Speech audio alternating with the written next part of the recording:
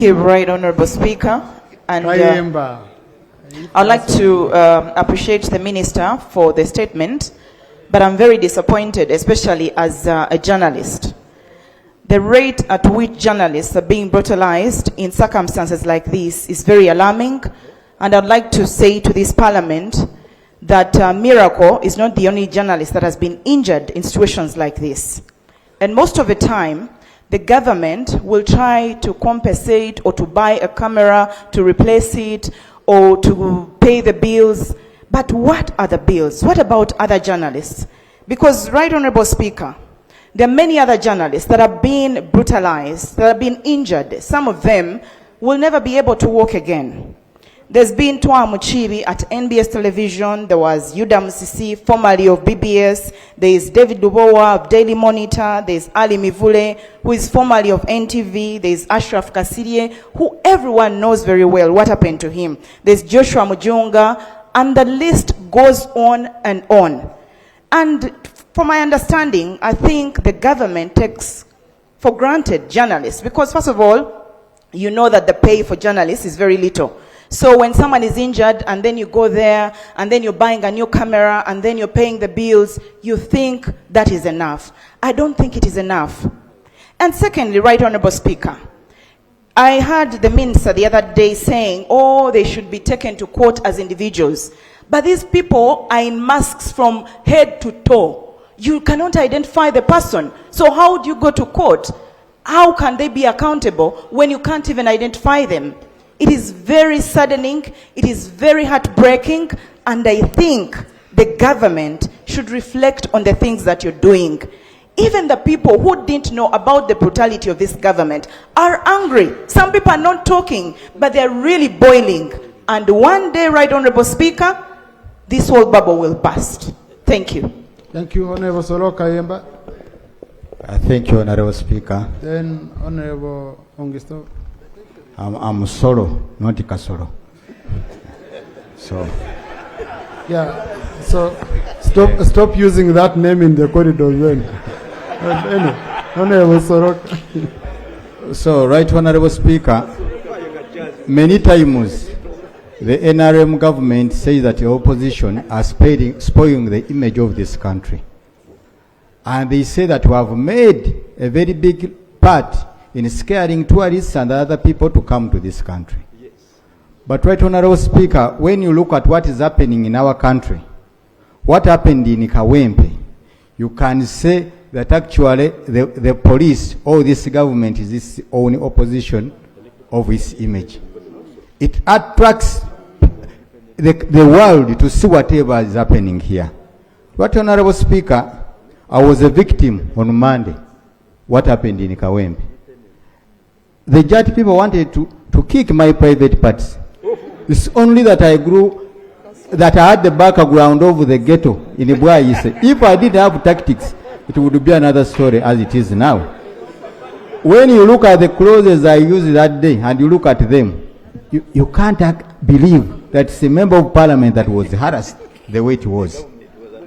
The ladies were in a court on Tuesday with Honorable Nsambo Shabe. When you look at the way the ladies were beaten, others lost their backs. Yes, they did. Others, when you look at their faces, they were brutally brutalized. Why are we doing this? The kidnaps going on as we speak now, Right Honorable Speaker. An American citizen called Charles Bukenya Mubawala, the Vice President for UNA, was kidnapped on Tuesday night in Nakulabi. We don't know where he is. This country is experiencing many people leaving to go and seek asylum in other countries because of the way the security agencies are handling. We ask who is ordering, who is taking over, but we have seen streets of the CDF saying, I'm going to crush these new people. We condemn that. This is our country. We are born in Uganda, we stay in Uganda. Thank you. Honorable members in the public gallery this afternoon, we have students and teachers of Cabo Seed Secondary School from Mubende District, represented in Parliament by Honorable Kabanda David and Honorable Nakazwe Hope Grandia. They've come to observe proceedings of this House. Please join me in welcoming them. Finally, you can stand up. You can stand up. Thank you. There they are. Thank you. Also, we have in the public gallery this afternoon students and teachers of Britannico High School from Nakauka, Wakiso District. They're represented by Honorable Charles Matova and Honorable Narima Betty Esther. They've come to observe proceedings of this house. Please join me once again in welcoming them, Honorable colleagues. Colleagues, furthermore, we have students and teachers of Immaculate Heart Girls School, Nyachibari from Rukunji District. They are represented by Honorable Natkunda Medias and Honorable Tahigwe Irisa. They've come to observe proceedings of this house. Please once again join me in welcoming them. Thank you. Yes. Honorable Manuel Rongiso. Thank you so much. Followed by Honorable Hanifa. I want to also thank the Minister for the statement. Right Honorable Speaker, I viewed some of the video clips and I noticed something that I want the Minister to take interest in. And that is, there was one of the ladies, a soldier, that was trying to pull her colleagues away from beating people. And what came in my mind, Minister, that's why I want you to take interest, is, was there a single command or there could have been two commands or various? Because how can you have a group that is so happy to beat people and you have this other person who is pulling them away? That tells you there could have been a problem. Right Honorable Speaker, one time on the floor of Parliament here, I stated that we are sending these policemen and soldiers out there. We don't know what is in their heart.